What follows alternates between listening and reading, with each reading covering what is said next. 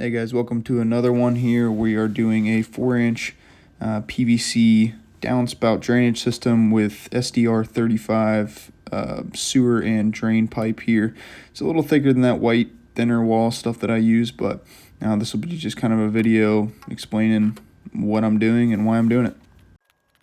Alright, so what I'm doing here is just chipping away some concrete. The downspout is a 4-inch round downspout, and this concrete is just kind of in the way a little bit of my 90-degree street elbow. So I'm just chipping this out, and yeah, that's really it. You never want to take the shortcut and, try to find a way around this thin concrete. Just chip it out, take a little extra time, get it done the right way. Alright, so what I did is I laid out the pipe, and I've already kind of traced the line as I showed in my other video, so I'll lay out the PVC pipe in the direct location I want it to be, and I'll trace it by whatever means necessary, shovel, PVC saw. You can use a pencil or stick, it doesn't really matter, but you just don't want your trajectory to be off on a downspout system that's, any longer than 10 feet. You'll regret it, and you'll be digging twice the trench. So all I did there was laid it out, and yeah, I actually got it pretty good. So I made a mistake in my last video and had to kind of address the trajectory of the trench, but no big deal. Kind of want to make this a shorter video. I don't want to waste anybody's time or, add too much filler. So just 10 minutes here. And yeah, I'm talking to the contractor that kind of had me out here, and he didn't want to deal with this, and I see why.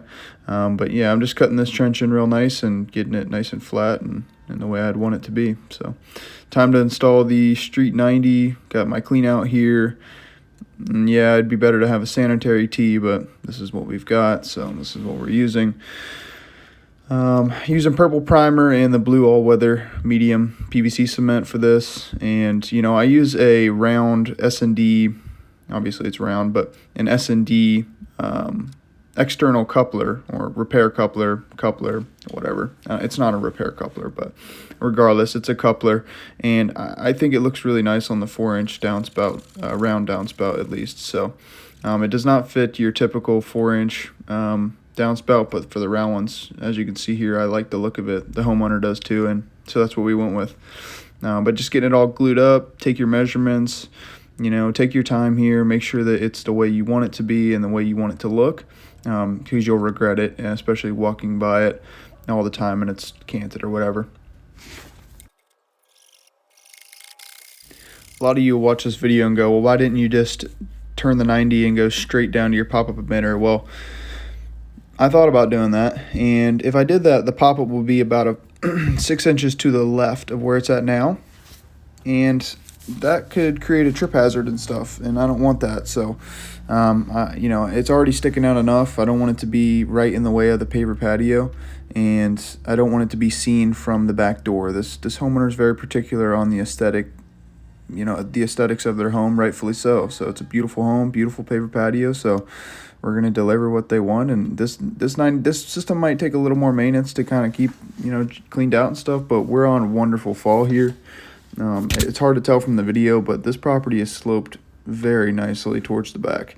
I really just had to maintain the same trench depth. You saw me using a level there, just making sure I have a full bubble. The level doesn't lie, so get yourself a 6-foot level, and you can't go wrong with this drainage practice. All right, I haven't glued on that 22.5 degree angle yet, but I just wanted to find my trajectory, and I did that. Traced the pipe and moved it to the side, so we're just trenching this out. And this is really nice dirt. If you saw my last video, you'd know that this is just fresh fill, probably 5 or 6 inches of it, so it's pretty easy to dig through. I hit some roots here at the end, but no big deal. This is a dream dirt to dig in. So also, please keep in mind that there's going to be another 2 inches of topsoil and sod going on top of this pipe, so we're going to be easily 6 inches deep on this whole thing. The pipe's probably 4 inches deep, but since I've posted this video, it's got a full grass lawn now, and everything's working really, really well. We've had some big rains, and they've been happy with it. It's nice and clean at the bottom. A little bit of debris, but they have really nice stainless steel gutter guards on this house, so I really doubt that we'll have huge clogs in the future, but it'll definitely need some maintenance.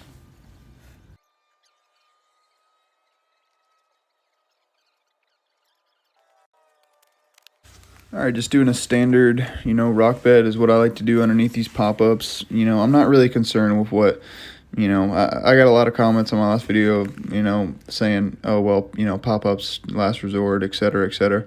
That's fine, I've used them for a long time, and if you're having a problem with them, it's probably your installation. To be honest with you, it's probably not the actual product. Make sure the pop-up's nice and level, and moving on. So I'm hand backfilling underneath this pipe a little bit. I just, I want to make sure it has support. What you don't want to do is make sure you have a little bit of a bouncy pipe, and you can do usually, the bottom of the trench is good enough to where you don't it's not bouncing around, but I'm talking about centimeters here. You have a centimeter of bounce. You just don't want it to be, you want it to be supported fully, the entire length to the bottom of it. So take your time and do that, and you won't regret it. But yeah, just getting a good backfill. I'll come back by and tamp it by hand, and you can see it kind of skirts the patio and then shoots down here. And another reason for that is they're going to use this for parking here where my truck is parked. They're going to use that for parking for their pool parties or whatever. So I don't want people just running over this pipe constantly. So I try to bring it far to the rear as possible before I brought it down to the back of the property. And that's just going to help, the longevity of the system. I also use the SDR35 instead of the thinner wall Schedule 20 stuff, the S&D, the white stuff, because for that reason. So yeah, just trying to think of problems before I'm back and fixing a pipe that's been broken by a tree truck that drives over it or something like that. Just doing a pretty meticulous backfill here, just making sure that I have, this 100% coverage on this pipe. You don't want to come back and fix little sinkholes or anything else. So if you're just throwing dirt on top of the pipe and expecting it to compact for you, it will over time, but you'll be back filling in potholes and stuff like that. So just get a good backfill, and it will be the key to finishing off a nice system. It's important to remember when you're getting up to this point to make sure that you are nice and plumb at the downspout, and make sure that it's all aesthetically pleasing, because once you bury this thing, of course, and you try to make adjustments, you're going to, cause issues for the drainage systems or what have you. So just make sure that, you have it set up the way you want, and you can't go wrong. Just using a hand tamper, coming back through and tamping this thing out, and that's just one extra step I'm doing just to kind of accelerate the natural compaction of the soil or the dirt that I've put back on top of the pipe.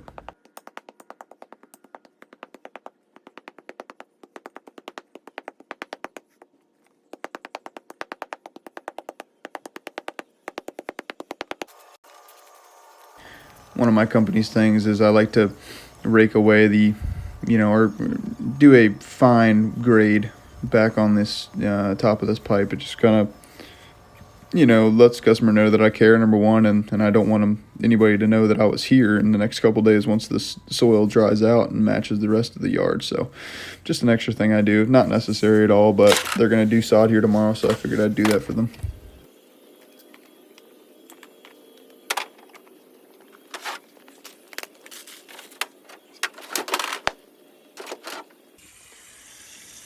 Alright guys, my phone died again. So anyways, I gotta get better with battery management. Alright, so just to show you, stop that hose water nice and dry in here. It's just a hose, so this would probably simulate pretty decent rain. Let's see what we got going on here. I can already see it from here.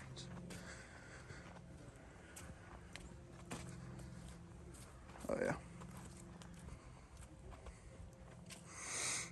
Alright, so we've got some action here. Nothing insane, it's just kind of perking out of there. Alright, so I don't know if that's a hose worth of water coming out, but it's pretty close. Any pop-up system you have is going to hold water. We've got a long run here.